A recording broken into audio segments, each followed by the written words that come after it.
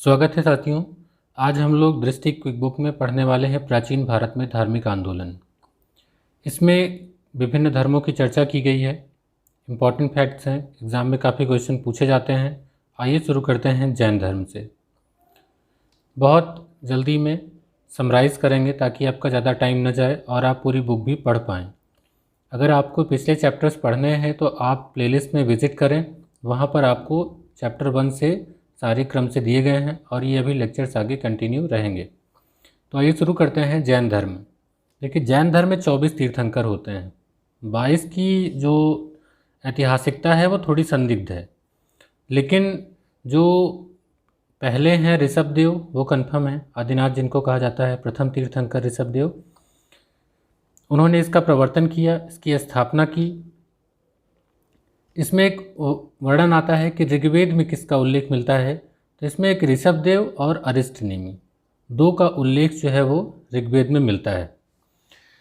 इसके बाद पढ़ते हैं 23वें और 24वें। ये इंपॉर्टेंट है एग्जाम की दृष्टि से। तो आइए थोड़ा 23वें जो तीर्थंकर हैं पार्श्वनाथ, उनके बारे में जान लेते हैं। तो पहला ऋषभदेव याद हो गया, 22वां अरिष्टनेमी, 23वां तीर्थंकर पार्श्वनाथ और 24वें महावीर होंगे। तो पार्श्वनाथ के बारे में थोड़ा सा जानते हैं। देखिए, पार्श्वनाथ जो है वो काशी के इक्ष्वाकु वंशीय राजा अश्वसेन के पुत्र थे। इनका जो काल है वो महावीर से 250 ईसा पूर्व माना जाता है। इनके अनुयायियों को निर्ग्रंथ कहा जाता था। इनके द्वारा प्रतिपादित 4 महाव्रत थे: सत्य, अहिंसा, अपरिग्रह, अस्तेय। आप देखेंगे कि बाद में ब्रह्मचर्य को इसमें महावीर ने जोड़ दिया था। तो जो पहले 4 हैं वो पार्श्वनाथ द्वारा ही प्रतिपादित किए गए थे। दूसरी इंपॉर्टेंट बात ये थी कि पार्श्वनाथ ने नारियों को भी अपने धर्म में प्रवेश दिया, क्योंकि जैन धर्म में स्त्री संघ की अध्यक्षा पुष्पचूला का उल्लेख मिलता है। अब इनके निर्माण की बात करें तो झारखंड के गिरिडीह जिले में सम्मेद पर्वत पर इनका निर्माण हुआ। आइए महावीर के बारे में थोड़ा सा जानते हैं। देखिए, महावीर के अनुयायी जो थे वो गणधर कहलाए। पार्श्वनाथ के निर्ग्रंथ थे, इनके गणधर। तो यहाँ से जो जैन धर्म का स्वरूप है वो सामने देखने को मिलता है। क्या क्या इंपॉर्टेंट बातें हैं हम लोग फटाफट उसको डिस्कस करेंगे। जैन धर्म पुनर्जन्म और कर्मवाद में विश्वास करता है। ठीक है, ये इंपॉर्टेंट फैक्ट। उसके अनुसार कर्म फल ही जन्म तथा मृत्यु का कारण है। इसमें युद्ध और कृषि दोनों को वर्जित किया गया है। क्यों? क्योंकि इसमें हिंसा होती है, उनका मानना था। मूर्ति पूजा की बात करें तो आरंभ में मूर्ति पूजा का प्रचलन नहीं था, लेकिन बाद में जो है मूर्ति पूजा आरंभ हो गई। ठीक है, इनसे रिलेटेड जो फैक्ट हैं उनको देखते हैं, जो इनका जीवन परिचय है। 599 ईसा पूर्व कहीं पर मिलता है, कहीं 540 ईसा पूर्व मिलता है। जनरली किताबों में आप देखेंगे तो 540 ईसा पूर्व इनका समय मिलता है। इनका जन्म कुंडग्राम वैशाली जो कि बिहार में स्थित है। पिता इनके थे सिद्धार्थ, ये वज्जी संघ के ज्ञात्रिक कुल के प्रधान थे। लिच्छवी शासक चेटक की बहन थी त्रिशला, इनके बारे में आपने अभी पिछले लेक्चर में पढ़ा हुआ है। पत्नी थी इनकी यशोदा, ये कुंडीय गोत्र की कन्या थी। इनकी पुत्री का नाम था प्रियदर्शना, इसका नाम अड़ोजा भी मिलता है। दामाद थे इनके जामाली। इन्होंने 30 वर्ष की आयु में अपने भाई नंदीवर्धन की आज्ञा से गृह का त्याग किया। इनके शिष्य थे मक्खलीपुत्र गोशाल। इन्होंने आजीवक संप्रदाय की स्थापना की थी। 12 वर्ष की तपस्या के पश्चात जब इनकी आयु थी 42 वर्ष, तब इनको जृंभिक ग्राम में ऋजुपालिका नदी के तट पर साल वृक्ष के नीचे इनको ज्ञान की प्राप्ति होती है, जिसे कहा गया कैवल्य। तो इम्पॉर्टेंट हो जाती है, तपस्या 12 वर्ष की है, उम्र इनकी 42 वर्ष, जृंभिक ग्राम में ऋजुपालिका नदी के तट पर साल वृक्ष के नीचे। इनको आप माइंड में रखेंगे। इनका निर्माण जो होता है वो 2 डेट इसमें भी मिलती हैं, 527 ईसा पूर्व और 468 ईसा पूर्व। तो अगर आप 540 माने तो 468 ईसा पूर्व में होती है। ये मल्ल राजा सुस्तपाल के यहाँ पावापुरी, जो कि वर्तमान राजगीर के समीप है, तो पावापुरी में इनकी मृत्यु होती है। जैन धर्म की शिक्षाएं क्या हैं उनको देख लेते हैं। तो अलग अलग इसमें आप देखेंगे, जैसे 5 महाव्रत है, 3 गुण व्रत है, 7 शील व्रत हैं, उनको अलग अलग देखेंगे। तो 5 महाव्रत कौन कौन से हैं? तो इसमें से 4 जो शुरुआत के हैं वो तो पार्श्वनाथ ने दिए थे: अहिंसा, सत्य, अपरिग्रह, अस्तेय, ब्रह्मचर्य, माफ़ कीजिएगा, अस्तेय। तो ये 4 तो पार्श्वनाथ ने दिए। और जो लास्ट वाला है वो किसने दिया? महावीर ने। ये ब्रह्मचर्य, इसको जोड़ा। तो यहाँ पर लिखा है इन 5 व्रतों में ऊपर के 4 पार्श्वनाथ दिए हैं, जबकि 5वां व्रत ब्रह्मचर्य महावीर ने जोड़ा। इन्हें क्या कहा जाता है? अणुव्रत कहा जाता है। इन 5 महाव्रत या अणुव्रतों के अलावा 3 गुणव्रत बताए गए हैं, जिनका नाम है दिग्व्रत, अनर्थ दंडवत, भोगोपभोग। तो ये 3 गुणव्रत हैं। दिग्व्रत का मतलब है दिशाओं में भ्रमण की मर्यादा बांधना। अनर्थ दंडवत का मतलब प्रयोजनहीन पापोत्पादक वस्तुओं का परित्याग करना। भोगोपभोग का मतलब है परिमाण अर्थात भोग्य पदार्थों का परिमाण निर्धारण। इस तरीके से 7 जो शील व्रत हैं, इन्हीं जो 3 गुणव्रत हैं, इनको मिलाकर के आगे बनाया गया है दिग्व्रत, देशव्रत, अनर्थ दंडव्रत। तो दिग्व्रत आपने देख ही लिया, अपनी क्रियाओं को विशेष परिस्थिति में नियंत्रण रखना। देशव्रत क्या है? अपने कार्य कुछ विशेष प्रदेशों तक सीमित रखना। अनर्थ दंडव्रत बिना कारण अपराध न करना, सामयिक चिंतन के लिए कुछ समय निश्चित करना। जो 5वां है वो है प्रोषधोपवास। इसमें पूछा जा सकता है कि प्रोषधोपवास का क्या तात्पर्य था? तो मानसिक एवं कायिक शुद्धि के लिए उपवास करना ही प्रोषधोपवास कहलाता था जैन धर्म के अनुसार। उपभोग प्रतिभोग परिणाम जीवन में प्रतिदिन काम आने वाली वस्तुओं और पदार्थों को नियंत्रित करना। अतिथि संविभाग, अतिथि को भोजन कराने के उपरांत भोजन करना। तो ये आपके हैं 7 यहाँ पर दिए गए थे शील व्रत।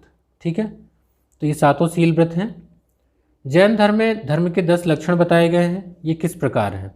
तो इसमें जैसे ये नाम आपको देगा कि जैन धर्म में उल्लिखित उत्तम क्रमा या उत्तम मार्दव किससे संबंधित है, उत्तम मार्जव किससे संबंधित है। तो स्टार्टिंग के 2-3 थोड़े से हैं जो इनको आप अच्छे से याद कर सकते हैं। देखिए, उत्तम क्रमा का मतलब है क्रोधहीनता, उत्तम मार्दव का तात्पर्य है अहंकार का भाव, उत्तम मार्जव का भाव है कुटिलता। तो ये इंपॉर्टेंट है, थोड़ा इसको याद रखेंगे। इसके बाद है उत्तम सोच, उत्तम सत्य, उत्तम संयम, उत्तम तप, उत्तम अकिंचन, उत्तम ब्रह्मचर्य, उत्तम त्याग। तो ये 10 लक्षण बताए गए हैं। तो मिला के उन्होंने जीवन को काफ़ी संयमित करने का प्रयास किया है। त्रिरत्न कौन कौन से हैं उनको देखते हैं। तो सम्यक दर्शन, सम्यक ज्ञान, सम्यक आचरण। तो दर्शन, ज्ञान, आचरण, सम्यक इन तीनों में लगा है। सम्यक दर्शन का तात्पर्य क्या हुआ? सम्यक दर्शन का तात्पर्य हुआ वास्तविक ज्ञान, जबकि ज्ञान में सत्य में विश्वास। सम्यक आचरण का तात्पर्य हुआ सांसारिक विषयों से उत्पन्न सुख दुख के प्रति संभाव। क्या था दर्शन जैन का, ये देखते हैं। तो इनका जो दर्शन था वो अनेकांतवाद, सप्तभंगीन स्याद्वाद, नवावाद, ये इन पर आधारित है। इसको थोड़ा समझने की कोशिश करते हैं। जो बहुरूपता का सिद्धांत है वही है अनेकांतवाद। ये स्याद्वाद क्या है? देखिए, ये सापेक्षता का सिद्धांत है। इसके अनुसार क्या होता है? तो दृष्टिकोण की भिन्नता के कारण हर ज्ञान विभिन्न स्वरूपों में व्यक्त किया जा सकता है, क्योंकि अगर आपके दृष्टिकोण अलग अलग हैं तो ज्ञान को अलग अलग स्वरूपों में व्यक्त कर सकते हैं। इसी सप्तभंगी ज्ञान को स्याद्वाद कहा गया है। ठीक है, जैनियों के अनेकांतवाद सिद्धांत की तार्किक परिणति जो उनका सिद्धांत स्याद्वाद है उसी में होती है कि आपके अगर दृष्टिकोण भिन्न है तो जो ज्ञान का विभिन्न स्वरूप है उसको भिन्न भिन्न स्वरूपों में भी व्यक्त किया जा सकता है। तो इसी आधार पर इन्होंने अपना दर्शन दिया है। इसी प्रकार आंशिक दृष्टिकोण का सिद्धांत भी इन्होंने दिया है, जिसे नवावद कहा जाता है। एक शब्द आता है जैन धर्म में उल्लिखित अनंत चतुष्टय क्या है? तो अनंत चतुष्टय का मतलब हुआ इसमें 4 चीज़ें हैं अनंत शब्द से। वो है अनंत ज्ञान, अनंत दर्शन, अनंत वीर्य, अनंत सुख। इसका मतलब क्या है कि जब जीव से कर्म का अवशेष बिल्कुल समाप्त हो जाता है तब वह मोक्ष को प्राप्त कर लेता है और उसको जीवन के आवागमन से मुक्ति मिल जाती है। तो होगा क्या? जब मुक्ति मिल जाएगी तो उसको अनंत ज्ञान, अनंत दर्शन, अनंत वीर, अनंत सुख वो प्राप्त कर लेगा। इसी को कहा गया है अनंत चतुष्टय। ठीक है, अब जैन धर्म में ज्ञान के अलग अलग प्रकार बताए गए हैं। ज्ञान कौन कौन से होते हैं? तो 5 तरीके के ज्ञान बताए गए हैं। ज्ञान कौन कौन से हैं?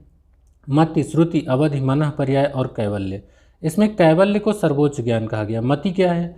इंद्रिय जनित ज्ञान। श्रुति क्या है? श्रवण ज्ञान। अवधि दिव्य ज्ञान। मनः पर्याय दूसरे के मन को जान लेना।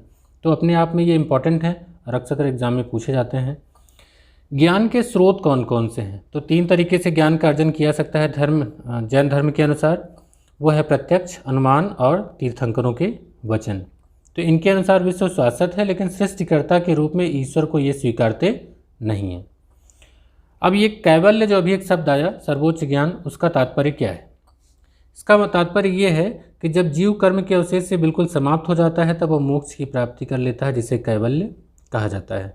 कैवल्य का नियम किसके लिए है? सिर्फ संघ के सदस्यों के लिए, ये सामान्य जन के लिए नहीं है।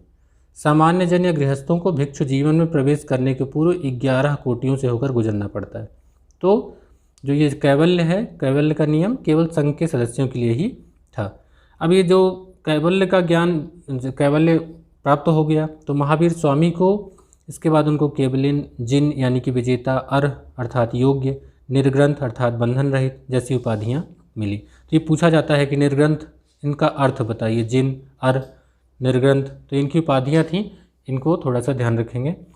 थोड़ा सा दर्शन के बारे में बात करते हैं। तो पुनर्जन्म और कर्मवाद में क्या जैन धर्म विश्वास करता है? हाँ, करता है, लेकिन ध्यान रहे कि वेद अपौरुषेय हैं, अर्थात वेदों की रचना किसी व्यक्ति ने नहीं की है, ऐसा सोचना, या फिर ईश्वर का अस्तित्व, इनको ये अस्वीकार करते हैं। तो वेदों की अपौरुषेयता और ईश्वर के अस्तित्व को ये अस्वीकार करते हैं, जबकि पुनर्जन्म और कर्मवाद में ये विश्वास करते हैं। एक शब्द मिलेगा आपको, संलेखना या संथारा। तो देखिए, ये राजस्थान के केस में ये इम्पोर्टेंट आया था 2015 के लगभग। तो ये इसका सीधा सा मतलब है उपवास द्वारा प्राण त्याग देना। तो संलेखना, संथारा, इसमें आप चंद्रगुप्त मौर्य के समय में पढ़ेंगे, अंतिम समय में इसी प्रथा द्वारा अपने जो जीवन का अंत है उसे किया था। तो इसको लेकर भी पूछा जा सकता है। जैन से संबंधित साहित्य क्या है, उनको देख लेते हैं। सबसे पहले जान लेते हैं भाषा। जैन साहित्य जो लिखे गए, तो देखिए वो प्राकृत और संस्कृत भाषा दोनों में मिलते हैं। शुरुआत में क्या हुआ, अर्धमागधी भाषा में लिखे गए, लेकिन प्राकृत भाषा को इन्होंने ज़्यादा अपनाया। बाद में जैनियों ने इसमें अलग अलग भाषाओं का प्रयोग किया, जिसमें सौरसेनी, संस्कृत, कन्नड़ भाषा में इनका साहित्य लिखा। तो एक्चुअली ये स्टेटमेंट वाइज अब क्वेश्चन पूछे जाते हैं, तो उसमें इस तरीके से पूछा जा सकता है कि किन किन का यूज़ किया जाता है। अब जैन साहित्य कहलाता क्या है? तो जैन साहित्य कहलाता है आगम। ये आगम, इसमें क्या क्या होता है? 12 अंग, 12 उपांग, 10 प्रकीर्ण, 6 छेद सूत्र, 4 मूल सूत्र, 1 नंदी सूत्र, 1 अनुयोग द्वार। तो ये आगम है, जिसमें 12 अंग, 12 उपांग, 10 प्रकीर्ण, 6 छेद सूत्र। अगर आप ऐसे भी याद कर लें इतना, तो भी संभवतः आपके क्वेश्चन हल हो सकते हैं। इन आगम ग्रंथों की रचना किसने की? तो माना जाता है संभवतः श्वेतांबर संप्रदाय के आचार्यों द्वारा महावीर स्वामी की मृत्यु के बाद की गई थी। और आगे देखते हैं जैन धर्म में। तो इसमें जो ग्रंथ मिलते हैं, जैसे आचारांग सूत्र है, ये क्या है? तो इसमें जैन भिक्षुओं के आचार नियम व विधि निषेधों का विवरण मिलता है। भगवती सूत्र में क्या है? महावीर के जीवन का विवरण मिलता है। आप देखेंगे कि इसमें 16 महाजनपदों का भी उल्लेख मिलता है, यहाँ पर ही मेंशन भी किया गया है। न्याय धम्मक हासुत्त में क्या है? महावीर की शिक्षाओं का संग्रह है। एक ग्रंथ है उवासक दशाओं। ये उवासक दशाओं में क्या है? तो हूण शासक तोरमाड़ का उल्लेख मिलता है। भद्रबाहु चरित में किसका उल्लेख मिलता है? चंद्रगुप्त मौर्य के राज्यकाल की घटनाओं पर प्रकाश पड़ता है। तो एक कल्पसूत्र ग्रंथ था, इसके रचयिता पूछा जाता है। तो दरअसल ये संस्कृत में लिखा गया था और इसकी रचना की थी भद्रबाहु ने। इसमें क्या है? तीर्थंकरों के जीवन चरित्र का उल्लेख किया गया है। आइए देखते हैं जैन धर्म के तीर्थंकर एवं उनके प्रतीक। शुरुआत से देखते हैं। ऋषभदेव वृषभ, अजितनाथ गज, संभवनाथ अश्व, अभिनंदननाथ कपि, सुमितनाथ क्रौंच, पद्म प्रभु पद्म, सुपार्श्वनाथ स्वास्तिक, चंद्र प्रभु चंद्र, सुविधिनाथ मकर, शीतलनाथ श्रीवत्स, श्रेयांसनाथ गैंडा, वसुपूज्य महेश, विमलनाथ वराह, अनंतनाथ शेन, धर्मनाथ वज्र, शांतिनाथ मृग, कुंथुनाथ अज, अरनाथ मीन, मल्लिनाथ कलश, मुनि सुब्रत कूर्म, नेमिनाथ नीलोत्पल, अरिष्ट नेमी शंख, पार्श्वनाथ का था सर्प फण और महावीर का था सिंह। तो इसका स्क्रीनशॉट ले लें। इसमें कुछ इम्पॉर्टेंट हैं, जैसे ऋषभदेव जो कि याद किया जा सकता है, वृषभ सांड इनका था। जो अंतिम 3 हैं उनका याद कर लें, क्योंकि ये अक्सर कर पूछे जाते हैं। वो कौन कौन से हैं? अरिष्ट नेमी, इनका शंख था। उसके बाद पार्श्वनाथ, अरिष्ट नेमी हो गए 22वें शंख, और 23वें पार्श्वनाथ, इनका हो गया सर्पफण, और महावीर सिंह। तो ये 4 इम्पॉर्टेंट हैं, अक्सर कर पूछे जाते हैं, इनको ज़रूर याद कर लें। बाकी जितना आप याद कर सकें, एग्ज़ाम में सिक्योर होने के चांसेस उतने हैं। जैन धर्म के सिद्धांत किस पर काम करते हैं? तो इनके दार्शनिक सिद्धांत अगर देखें तो ये अनीश्वरवादी हैं, ईश्वर को अस्वीकार करते हैं। कर्मवाद, आत्मवाद, निर्वाण, पुनर्जन्म, ये इनके सिद्धांत। इनका व्यवहारिक सिद्धांत क्या है? तो 5 महाव्रत, जो मैंने आपको भी 5 नाम बताए, सत्य, अहिंसा, परिग्रह, अस्तेय, ब्रह्मचर्य, अणुव्रत। सामाजिक न्याय इनका सिद्धांत क्या था? सामाजिक सिद्धांत तो नारी स्वतंत्र, आचार, नग्नता, पाप तो ये 18 प्रकार के पापों की इनमें कल्पना की गई है। जैन संगीतियों के लेकर भी क्वेश्चन पूछे जाते हैं, तो आइए इनको देख लेते हैं कि जैन संगीतियों से संबंधित कौन से पहले इंपॉर्टेंट फैक्ट हैं, उनको देखते हैं। महावीर स्वामी के समय जैन धर्म का सर्वाधिक प्रसार हुआ। इनके समकालीन शासक थे बिंबिसार, चंडप्रद्योत, अजातशत्रु, उदयन। तो आपने अगर मेरा पिछला ये जो चैप्टर मैंने पढ़ाया था उसमें आपने पढ़ा हो तो मैंने उल्लेख किया था कि बिंबिसार ने अवंती के शासक चंडप्रद्योत के पास जीवक जो था उनका अपना वैद्य उसको भेजा था। अजातशत्रु उनका पुत्र ही था, उदयन उनका पुत्र था। तो ये आपको इसमें मिलेंगे। दधिवाहन, चेटक, ये सभी महावीर के समकालीन थे और ये सभी जैन धर्म के अनुयायी थे। तो ये पूछा जा सकता है। मौर्य वंश का शासक जो चंद्रगुप्त मौर्य था वो भी जैन धर्म का अनुयायी था। संप्रति मौर्य वंश का, उसने जैन आचार्य सुहास्ती से शिक्षा ली थी, मतलब ये भी जैन था। और चंद्रगुप्त मौर्य जो हैं इन्हीं के समय पाटलिपुत्र में प्रथम जैन संगीति का आयोजन हुआ था। इसी प्रकार अगर खारवेल में कलिंग नरेश खारवेल को देखें तो ये भी जैन धर्म के अनुयायी थे, क्योंकि इन्होंने उदयगिरी पहाड़ी में जैन भिक्षुओं के लिए गुफा का निर्माण करवाया था। तो इनसे लेकर क्वेश्चन पूछे जा सकते हैं। शासकों को लेकर अक्सर कर क्वेश्चन पूछे जाते हैं। जैसे पूर्व मध्यकाल में अगर देखें तो राष्ट्रकूट, गंग, गुजरात के चालुक्य, चंदेल शासक, इन्होंने भी जैन धर्म को प्रसिद्ध दिया था। राष्ट्रकूट शासक अमोघवर्ष ने जैन धर्म, ये भी जैन धर्म के अनुयायी थे। इन्होंने रत्नमालिका ग्रंथ की रचना की थी। ये गंग वंश के राजा जो राजमल चतुर्थ का मंत्री था, सेनापति भी था, चामुंडराय, उसने एक बाहुबली जिन की मूर्ति बनवाई थी जिसका नाम गोमतेश्वर है। ये कहाँ थी? श्रवण बेलगोला, कर्नाटक में। ये पूछा गया है। यहाँ प्रत्येक वर्ष पर महामस्तकाभिषेक का आयोजन किया जाता है। जो महावीर की शिक्षाएं थीं उनको संकलित करने के लिए 2 जैन सभाओं का आयोजन किया गया, तो जिन्हें जैन संगीतियाँ कहा जाता है। इनको देख लेते हैं। जो प्रथम जैन संगीति हुई थी इसका कार्यकाल देखिए। 2 स्रोत दिए गए हैं, 322 ईसा पूर्व मिलता है और कुछ स्रोतों में 300 ईसा पूर्व मिलता है। तो लगभग ये एक राउंड जो है टाइम देख लें। अगर दोनों में से कोई भी विकल्प में आता है तो आप इसको टिक करें। जो इसका स्थान है वो है पाटलिपुत्र, बिहार में। चंद्रगुप्त मौर्य के समय होती है ये। स्थूलभद्र इसके अध्यक्ष थे। इसमें क्या हुआ तो बिखरे और लुप्त ग्रंथों का संचयन किया गया, 12 अंगों का संकलन किया गया। लेकिन जैन धर्म का यहाँ पर 2 संप्रदायों में विभाजन हो गया। एक था श्वेतांबर और दूसरा था दिगंबर। द्वितीय जैन संगीति जो होती है वो कुछ स्रोतों में 513 या कुछ स्रोतों में 526 ईस्वी मिलती है। ये वल्लभी गुजरात में होती है। इसके अध्यक्ष होते हैं क्षमाश्रमण, देवर्धि क्षमाश्रमण। इसमें कुल 11 अंगों को लिपिबद्ध किया गया था। तो पहले में जो संकलन किया गया था उसका लिपिबद्ध करने का काम द्वितीय जैन संगीति में किया गया। इसका स्क्रीनशॉट लेके रख लीजिए। प्रसिद्ध जैन मंदिर जो हैं उनका देख लेते हैं। तो इसको कला संस्कृति वाला जब पढ़ने लगेंगे तो उसमें डिटेल में आएगा, तब और अच्छे से डिस्कस किया जाएगा। यहाँ पर इंपॉर्टेंट जो दिया गया है, ऋषभनाथ मंदिर, जल मंदिर, दिलवाड़ा का जैन मंदिर, ये इंपॉर्टेंट है। पारसनाथ का जैन मंदिर, मेगुती जैन मंदिर, ये भी इंपॉर्टेंट है। तो ऐसे इसमें कई मंदिर इसमें दिए गए हैं। अब ये जो जैन धर्म है इसका विभाजन कैसे होता है? तो देखिए इसके 2 तरीके से इसमें जनश्रुतियाँ सुनने को मिलती हैं जो अक्सर कर पूछी जाती है और जाना जाता है। इसमें होता क्या है कि महावीर के निर्वाण के 200 वर्षों के बाद मगध में 12 वर्षों तक अकाल पड़ा। तो हुआ ही कि बहुत सारे जैन जो हैं वो भद्रबाहु के नेतृत्व में अपने प्राण बचाने के लिए दक्षिण की ओर चले गए। जो बाकी शेष जैन लोग थे वो स्थूल बाहु के नेतृत्व में मगध में ही रह गए। तो गया कौन? भद्रबाहु। रुके कौन? स्थूल बाहु। ठीक है। अकाल जब समाप्त हो गया तो भद्रबाहु के जो साथी थे वो वापस लौटे। लेकिन क्या हुआ? दोनों में वैचारिक मतभेद उत्पन्न हो गया। वैचारिक मतभेद उत्पन्न हुआ, अभी दोनों में अंतर देख लेंगे। तो उसमें क्या होता है, जो दक्षिण से आए थे भद्रबाहु के नेतृत्व में वो दिगंबर कहलाते हैं और जो मगध में रुके हुए थे वे श्वेतांबर कहलाते हैं। ठीक है। दिगंबर वस्त्र धारण नहीं करते थे जबकि श्वेतांबर श्वेत वस्त्र धारण करते थे। अब इसमें अंतर क्या था दोनों में, श्वेतांबर और दिगंबर में? तो एक तो नाम में ही था। जो श्वेतांबर थे उनको तेरापंथी कहा जाता था। क्या कहा जाता था? तेरापंथी। और दिगंबर को समैया। तो तेरापंथी, श्वेतांबर और दिगंबर, समैया। अब क्या क्या इसमें इंपॉर्टेंट जो डिफरेंसेस थे उनको देखते हैं। मोक्ष प्राप्ति के लिए वस्त्र त्यागना आवश्यक नहीं था श्वेतांबर के अनुसार, लेकिन दिगंबर नाम से ही है। जिसका वस्त्र हो दिशाएं, यानी कि वस्त्र आवश्यक है त्यागना। श्वेतांबर कहते हैं स्त्रियां निर्वाण की अधिकारी हैं, दिगंबर इसको नकारते हैं कि स्त्रियों का निर्वाण संभव नहीं।